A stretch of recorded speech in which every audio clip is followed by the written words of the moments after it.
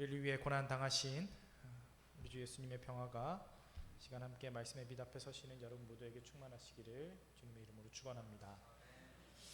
벌써 3월 후반입니다. 시편 90편 10절 말씀 아주 잘 아시는 대로 우리의 연수가 70이요 강건하면 80이라도 그 연수의 자랑은 수고와 슬픔뿐이요 신속히간이 날아가나이다 라고 하는데 시간이 요즘도 좀 빨리 가는 것 같습니다. 아마 저마다 2025년이 시작될 때 또는 구정으로 아예 새해를 온전히 맞이하게 되셨을 때 올 한 해는 어떻게 지내면 좋겠다라고 각자 각오하신 바 또는 결심하신 것들이 있으리라 생각합니다. 특히 믿음 생활에 있어서는 성경 통독을 하시는 분도 있을 수 있고 하루에 얼만큼씩은 기도하겠다 생각하시는 분도 계실 수 있습니다. 올해는 몇 명을 누구를 만나서 복음을 전해보겠다든지 또는 개인적으로 다이어트나 운동을 한다든지 여러 가지 결심들이 있으실 수 있을 것 같습니다. 그런데 어떻게 여러분은 잘 이루어 나가고 계시는지요? 사람이요 저마다 실망하고 실족할 때가 있습니다. 한 가지 그냥 웃고 넘어갈 수 있는 이야기 하나 전해드릴게요. 2000년이 넘는 그리스도교 문화를 지닌 이 서구권 문화에서 흘러내려오는 구전되는 한 이야기입니다. 일요일 아침에 엄마가 아들을 흔들어 깨웁니다. 아들 일어나야지, 어서 교회 갈 시간이야 라고 깨웠습니다. 근데 아들이 투덜거리면서 이렇게 말합니다. 건들지 마세요, 나 교회 가기 싫어요. 그러자 엄마는 부드러운 목소리로 아들을 구슬려 봅니다. 얘야, 우리가 일요일 아침에 왜 교회에 가야 하는지 너도 잘 알고 있지 않니? 어서 일어나렴.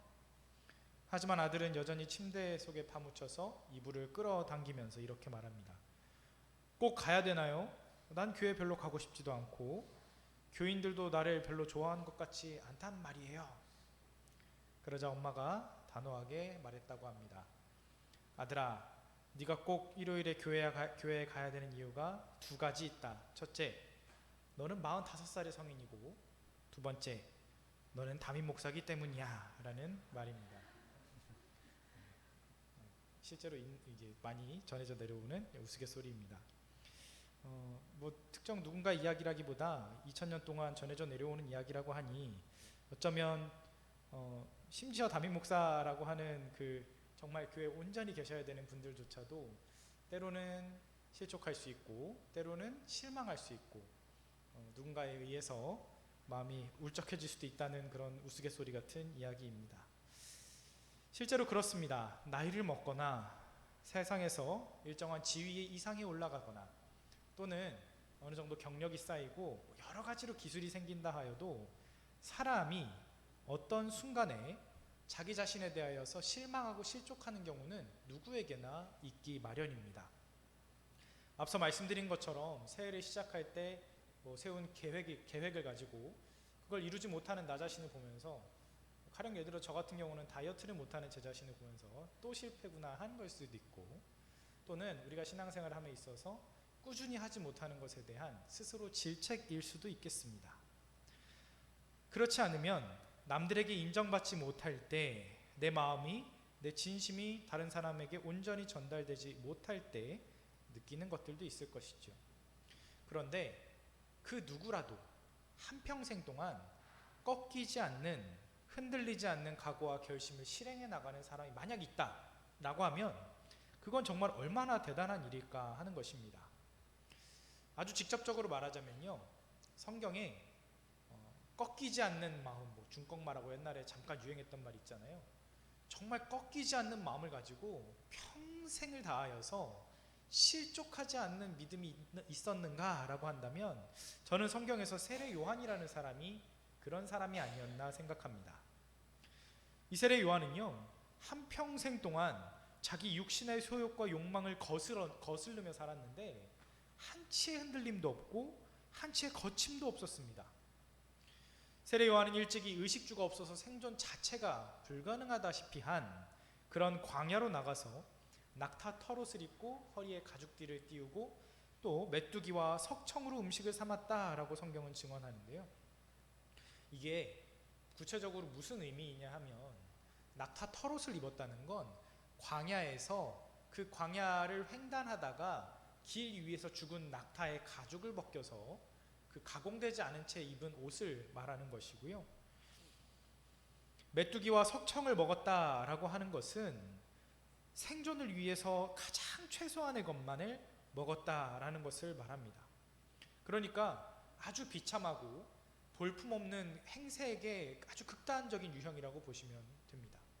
자기 육신의 소욕이나 또는 사회적인 이득을 위해서, 지위를 위해서, 자기를 위해 챙기는 것은 전혀 없이 그저 남는 것을 가지고, 그저 버려진 것을 가지고 자기 생명을 유지하는 것으로 만족하는 인생이었다라고 할 수 있습니다. 그가 단지 자신의 육신의 소욕을 거스르는 것에서만 그러했는가 하면 그렇지만은 않습니다. 세례 요한은요, 그가 이 땅에서 살아가는 동안 감당했었던 사명 또는 사역의 현장을 보면 그조차도 매우 일관되고 성실했다라고 표현할 수 있습니다. 광야에서 세례를 베풀 때 사방에서 몰려드는 사람들이 있었는데 그 중에서 바리새인들과 사두개인들을 보면서는 이렇게 외쳤습니다. 독사의 자식들아, 누가 너희를 가르쳐 임박한 진노를 피하라 하더냐. 그러므로 회개에 합당한 열매를 먹고 속으로 아브라함이 우리 조상이라고 생각하지 말라. 내가 너희에게 이르노니 하나님이 능히 이 돌들로도 아브라함의 자손이 되게 하시리라 라고 선포하시기도 했고요. 또 당시 갈릴리의 분봉왕 헤롯 안티파스가 자기 동생 빌립의 아내를 빼앗는 것을 보고서, 헤로디아를 빼앗는 것을 보고서는 아주 신랄하게 비판한 바도 있습니다. 그러니까 이 요한이라는 사람은 권력이 높거나 또는 지위가 있는 사람들에게 있어서도 불의한 일에 있어서는 동일하게 잣대를 들이미는 사람이었다는 것입니다. 그러나 동시에 이 세례 요한이 자신의 심정에 억한 것이 올라와서 공격적인 성향을 가진 그런 사람이었느냐? 꼭 그렇지만도 않습니다. 예수님 앞에서 있을 때 특히 그 세례자 요한의 모습은 아주 겸손한 사람이었습니다. 예수께 세례를 베풀 때 요한은 나는 그의 신을 들기도 감당하지 못하겠노라 라고 말하는가 하면 자기에게 오던 사람들이 예수님한테 몰려가는 걸 보면서도 나는 쇠하여야 하겠고 그는 흥하여야 하겠다라고 고백하기도 했습니다. 매우 겸손한 면모도 가지고 있었다는 것이죠. 다시 말해 세례 요한은 세상 권력도 두려워하지 않았고 육신의 소욕과 욕망에 흔들리지도 않았습니다.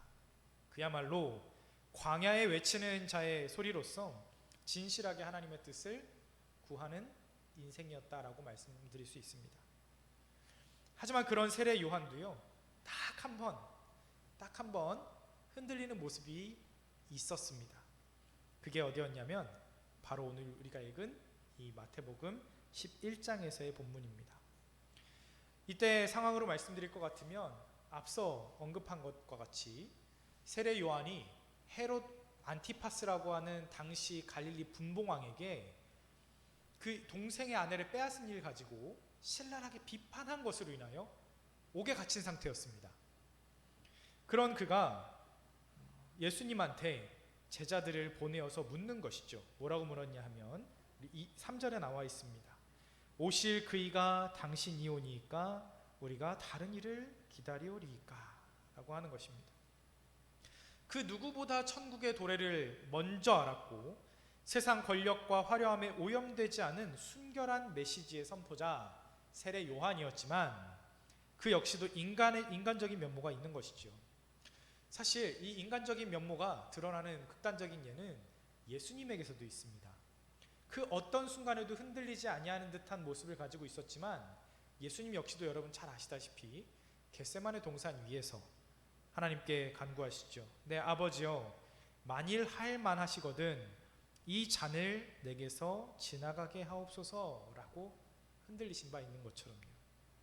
그렇게 요한도 예수님께 자기 일생 동안 지켜온 신앙의 문제, 즉 광야에 외치는 자의 소리로서 또 앞서서 그 길을 닦는 자의 사명을 감당하는 것이 지금 이것이 잘 가고 있는 것입니까? 내가 지금 당신을 그리스도로 알아본 것이 잘못된 것입니까? 아닙니까? 라고 질문하는 순간이 있었다라는 것입니다. 누구보다 예수의 그리스도이심을 먼저 알아보았던 요한으로서는 혼란스러웠던 것 같습니다. 특별히 요한은 예수께서 만약 그리스도가 맞다면 왜 즉시 악한 자를 심판하지 않으시고 또 자신과 같은 의인은 구원하지 않으시는지 감옥 안에서 인간적인 회의가 들지 않았을까 싶습니다. 이에 예수님의 대답은 이렇죠.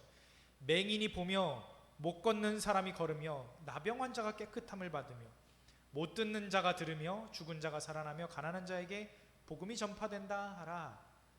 이것이 곧 예수님께서 세례 요한에게 심어주신 그로 인하여 흔들리지 않게, 요동하지 않게, 실족하지 않게 해주시는 표징이었던 것입니다. 그리고 마지막에 덧붙이시길, 누구든지 나로 말미암아 실족하지 아니하는 자 그는 복이 있도다 라고 말씀을 맺으십니다.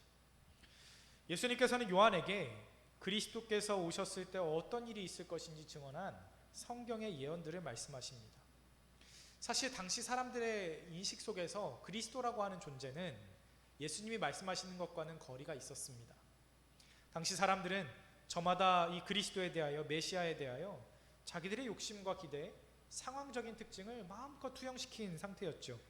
유대인들은 저마다 새로운 다윗이 올 것이라 바랐고 민족의 영웅을 기대했고 로마로부터 전쟁을 벌여 승리할 싸움꾼을 원했습니다. 강렬한 카리스마로 군중을 지배하고 넘치는 힘으로 상대를 제압할 수 있는 왕을 기다렸다는 것입니다. 하지만 그렇게 오신 그리스도 예수의 실제 모습은 저들의 기대와 너무나도 달랐던 것 아닙니까? 여기서 저는 우리의 모습을 보기 원합니다. 저와 여러분은 과연 어떤 메시아, 어떤 주님을 믿고 바라며 살고 있는지요? 세례 요한만큼은 아니지만 우리도 꾸준히 기도도 하고 오전과 오후에 이렇게 예배도 드리시고 성경 통독도 해보고 말씀도 묵상하고 그렇게 오랜 시간 신앙생활하고 지내고 있습니다만 우리의 믿음과 우리의 바람, 우리의 소망은 어디에 있는 것인지, 때때로 우리는 그렇습니다. 우리가 바랐던 것이 이루어지지 않을 때, 우리가 기대했던 것이 그 소망이 좌절될 때 그때 우리는 실족한다라고 표현합니다. 이렇게 했으면 이런 결과가 나와야 될 것 같은데, 내가 요 정도 이렇게 노력을 했으면 이 정도 보상이 나와야 될 것 같은데, 이런 개연성 이후에는 이런 결과가 나와야 될 것 같은데 예상을 한 것이 넘어서서 오히려 틀어지거나 아니면 아예 정반대의 상황이 발생했을 때 우리는 주로 실족합니다. 때로는 우리의 믿음이 이토록 충성스러웠는데 오래도록 이 자리를 지켰는데 하나님께서 왜 내게 평온하고 형통하고 풍족한 보상을 주시지 않는가?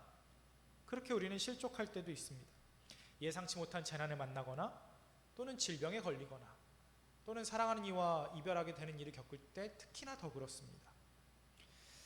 왜 하나님이 창조주이시고 예수께서 온 인류의 구주시라는데 이 세상의 수두룩한 악의 문제를 해결하지 않으시고 왜 그들이 판을 치게 만드는지 답답할 때도 있습니다. 그러나 오늘 예수님은 그런 회의감, 그런 걱정, 그런 실족의 문제 앞에 있는 사람들에게 이렇게 말씀하십니다. 누구든지 나로 말미암아 실족하지 아니하는 자는 복이 있도다. 놀라운 것은요, 세례 요한이요, 당시 사람들로서는 이해하기 어려운 이 대답을 듣고, 그러니까 이렇더라 라고 예수님이 전한 이 말이 당시 사람들이 생각한 그리스도가 오셨을 때 모습은 아니잖아요.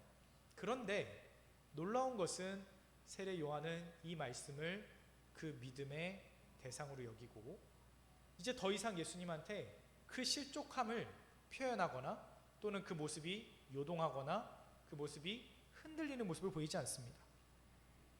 더 이상 발언하는 것이 없이 이제 그는 순교하기까지 묵묵히 자신의 자리를 지켜나가게 됩니다. 사랑하는 성도 여러분, 우리는 오늘을 이제 주일이라고 부르죠. 세상에서 보통 월, 화, 수, 목, 금, 토, 일 하고 부를 때 일요일을 주님의 날이라고 이야기하며 지킵니다. 일주일의 시작입니다. 달력으로 봤을 때 일요일이 첫날이지 않습니까? 일주일의 시작을 주일로 고백하시고 오전과 오후까지 이 하루를 온전히 하나님께 드리는 저와 여러분의 모습을 봅니다. 그런데 이 모습이 때로 시간이 지날수록 깊은 회의가 들 때가 있을지도 모르겠어요. 하지만 우리의 믿음이 약해서 시험에 들 때에도 회의감이 찾아올 때에도 지칠 때에도 끝내 실족하지 아니하는 자는 복이 있다라고 예수님 선언하셨습니다. 그리고 무엇보다 그 말씀을 힘입어서 다시금 그 자리를 붙들고 버티는 자에게, 다시금 그 자리에서 하나님을 섬겨가는 이 세례 요한에게 예수님 선포하신 게 어떤 말씀인지 그 뒤에 쭉 나오지 않습니까? 그 누구보다 귀하다라고 선언하시고 그 어떠한 선지자보다 더 낫다라고 말씀하시는 그 귀한 선포는 믿음의 자리를 지킨 사람들에게, 실족할 뻔하였으나 실족하지 아니하는 자에게, 세상을 살면서 여러 가지 환난과 역경과 어려움이 있다 할지라도 피할 길을 내시는 하나님을 의지하면서 다시금 역사하시는 하나님을 붙드는 그런 사람들에게 허락하신다는 걸 오늘 이 말씀은 우리에게도 나누어 주고 계십니다.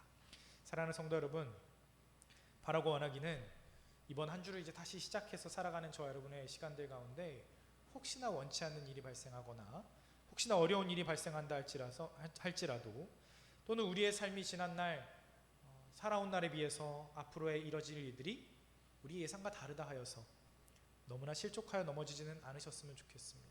오히려 하나님이 내미실 손길을 소망하시고 하나님이 이루실 회복의 역사를 기대하시면서 다시금 주님과 함께 걸어가시고 이 믿음의 여정을 끝까지 잘 걸어나가시는 우리 모두가 될 수 있기를 주님의 이름으로 축원합니다. 기도하겠습니다.